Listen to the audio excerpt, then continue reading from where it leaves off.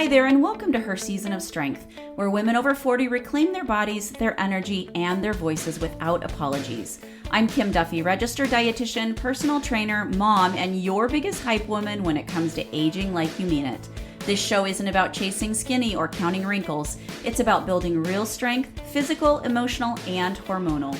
Each week, I'll share straight-talking nutrition tips, sustainable fitness strategies, and conversations that help you feel powerful in your skin once again.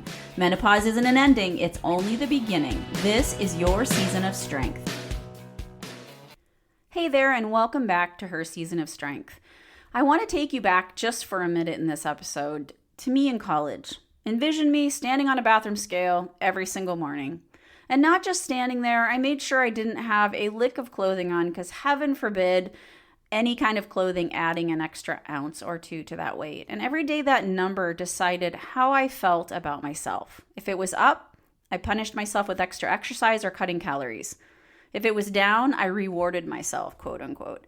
My entire worth was wrapped up in what that number said. And I know I'm not alone. I see women every single day coming to me with those same struggles and that scale dictating every day how they feel about themselves.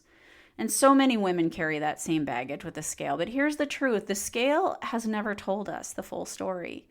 That's why in today's episode, we're going to flip that script. We're going to talk about why women over 40 need to stop chasing weight loss and stop letting that scale dictate their success and what we should be focusing on instead. Things like strength, muscle, and building a metabolism that actually works with us and for us rather than against us. So let's get into it. First of all, why weight loss is the wrong goal. First of all, the scale does not measure your health, your energy levels, or your strength and fitness, right? It says nothing about that. That's why we've gotten away from that BMI term, because BMI doesn't tell you how much muscle you have. You can have a guy who's 300 pounds, but he is full of muscle that says he is morbidly obese because of his BMI, when that man is actually in very good health, right? Maybe he doesn't have any other kind of factors as far as high cholesterol or diabetes or cardiovascular disease, any of the other risk factors. So that scale doesn't measure those things. Our weight also naturally fluctuates daily. It's going to fluctuate because of maybe we're well hydrated or dehydrated. Maybe our hormones are up or down, especially in perimenopause. Before your period, we know that you bloat because of that estrogen increase.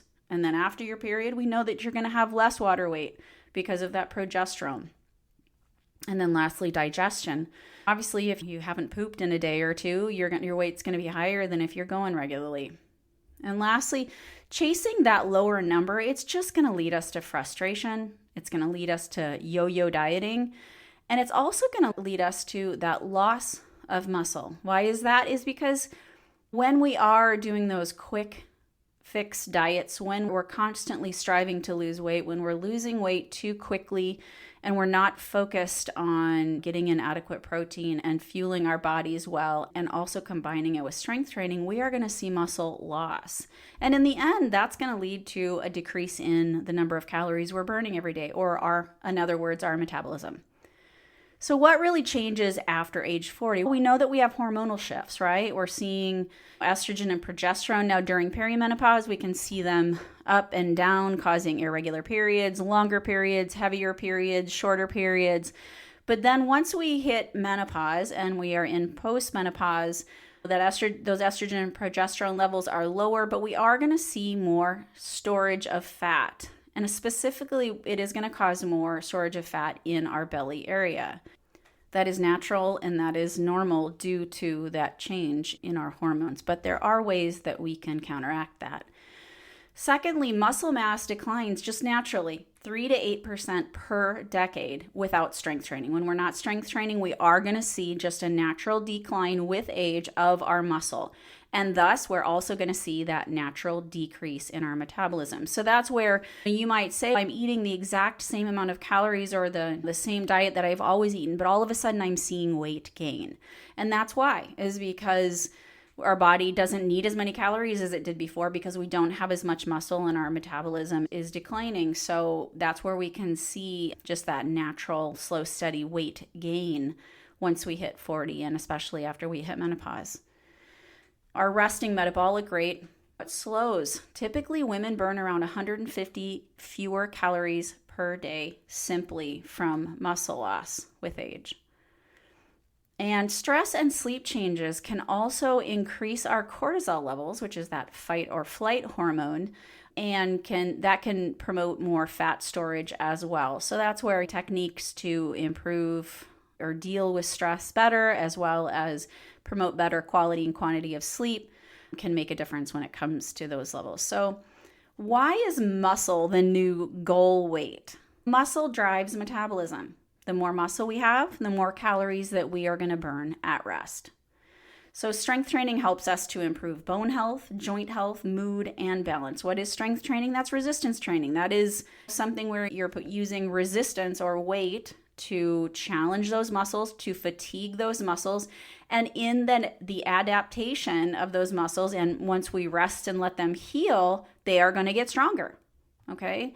But strength training also is going to improve our bone health, which we know that our bones become less dense as we get older, and especially once we hit menopause. It's going to help to improve joint health, and it's going to improve mood, our mental health as well. I know that this is huge for me. Exercise is my therapy. I don't know, when I'm struggling, when I'm having a challenging day, when I'm stressed out or frustrated, there is nothing that will kick me in the butt and really help me to feel more focused, more productive, and help me to feel just better in general, happier, is just movement and exercise. And then not to mention, we do know balance can be challenged as we get older, and strength training definitely helps with balance, especially when you're incorporating in balance training, which I do with all of my clients. Next, more muscle is going to equal better insulin sensitivity, which is going to promote less belly fat and fewer cravings. We know that management of our blood sugars is huge when it's just so important when it's related to our hormones, supporting them, helping with our energy levels, and helping with decreasing weight gain. Insulin sensitivity and prevention of insulin resistance is very important, and strength training is a key factor to helping with that. And then also an appearance shift. We know that we look stronger, leaner, even though we're not going to see that on the scale. Even if we're not going to see the scale going down, we can see inches lost because muscle takes up less space than that same weight in fat, and losing inches, but we're not going to necessarily see that on the scale. So what are some ways that we can measure progress by not using the scale? We can measure it by increasing strength. So maybe we are lifting heavier weights. Maybe we are able to do more repetitions of exercises. Or maybe we're able to do new exercises or moves that we couldn't do before. Maybe we can take our push-ups from our knees to our toes. Or maybe we could never do a pull-up before and now we can do a pull-up. Or maybe we just can improve our form because our body is stronger. The next thing that we can use to measure progress is our energy levels. That's just huge. We know that those hormonal changes can make us feel more tired and more fatigued. So measuring your energy levels can really be a great way to measure progress. If you're feeling less fatigued, if you're feeling that your energy levels are more steady during the day, that can also give us an indicator of that you're balancing your macronutrients, that your blood sugars are better and under better control, more regulated. You're not having those highs and lows in that roller coaster of blood sugars, because your energy levels usually are going to go up and down with that. So when your energy levels are more balanced, we know that you probably have a little bit better blood sugar control. And it also might indicate that you're sleeping better and your stress levels are lower too.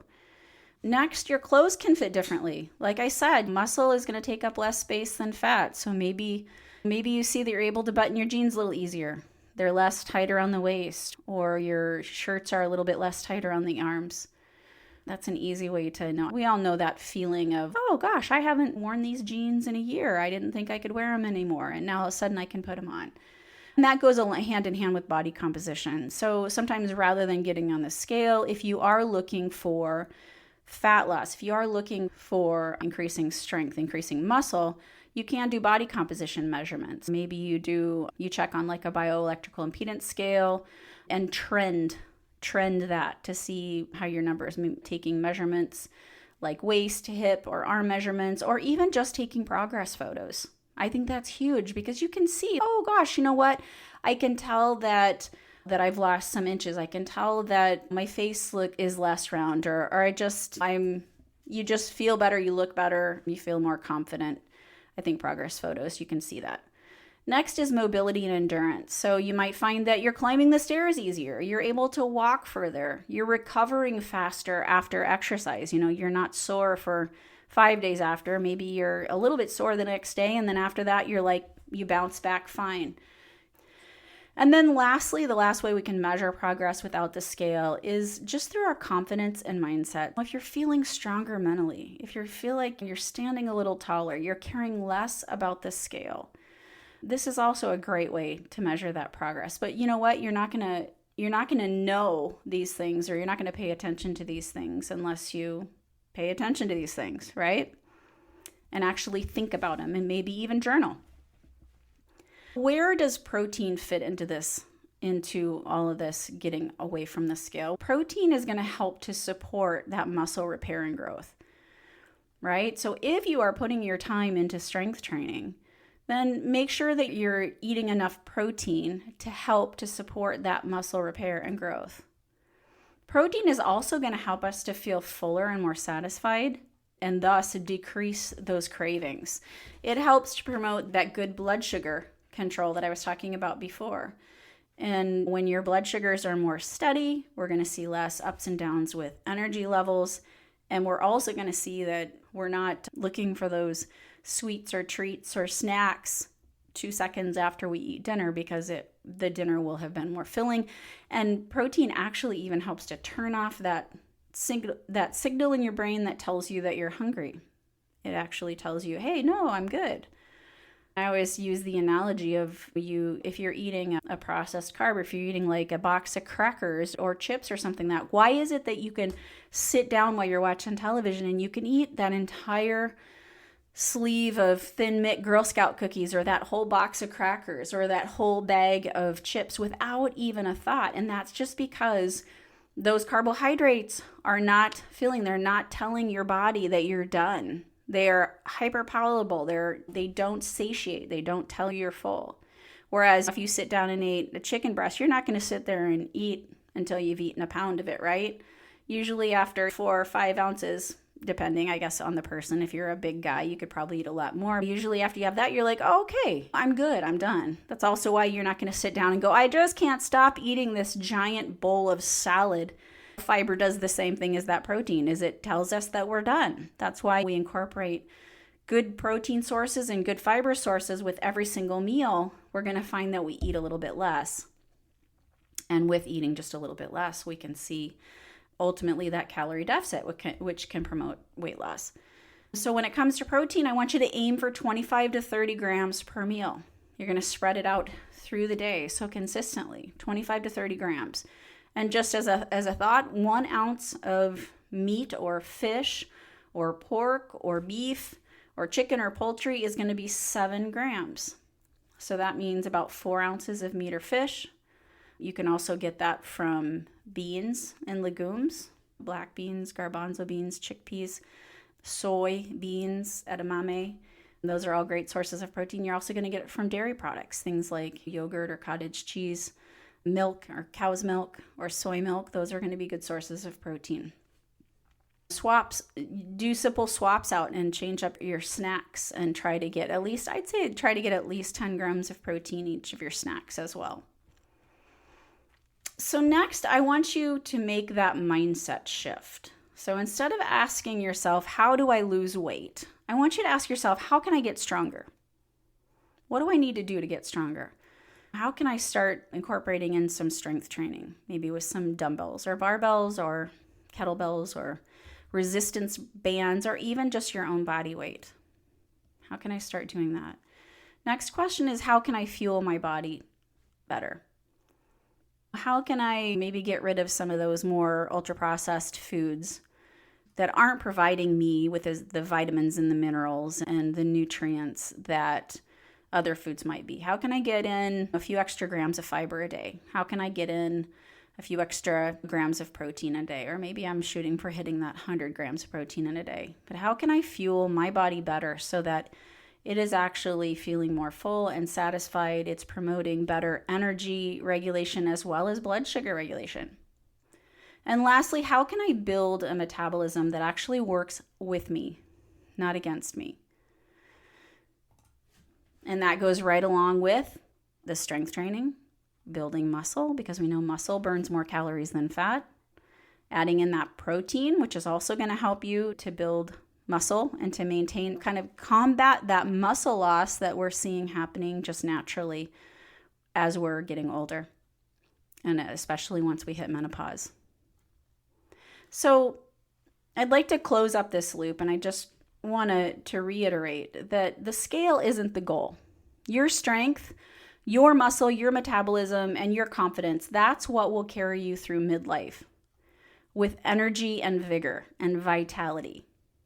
If you're unsure where to start, or if you feel like you need a little accountability and motivation to get started, I would love to have you join me and other women over 40 in my free 5-day Midlife Momentum Challenge. It starts here in just a few weeks on September 15th of 2025. You're going to get short, effective workouts right into your very own phone app. You can do them anywhere, anytime you want. You're going to get daily nutrition challenges to help you fuel your body. Hello, protein. And I have made short, daily, simple coaching videos to keep you motivated. It's 5 days just to prove to yourself that you can do this and to build the momentum that you've been missing.